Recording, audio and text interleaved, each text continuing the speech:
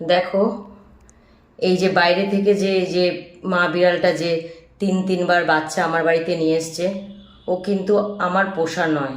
হ্যাঁ, সেই আগের বছর ডিসেম্বর মাস থেকে ও মানে তিনবারই বাচ্চা দিয়েছে। বাচ্চাগুলো চোখ ফোটার পর আমার কাছে নিয়ে এসছে, কিন্তু দেখো আমি ওদের কোনো রকম পটি টেন্ট আমি করিনি। দেখো ওরা নিজে থেকেই দেখো কত সুন্দর আমার ওয়াশরুমে গিয়ে পটি বা টয়লেট যেটাই হোক ওরা কিন্তু নিজে থেকেই করছে। দেখো কত সুন্দর গিয়ে করলো। এই যে ওর এই ছোট ছোট বাচ্চাগুলো, এই যে তিনটে, এই একটা আর এই যে তিনটে বাচ্চা।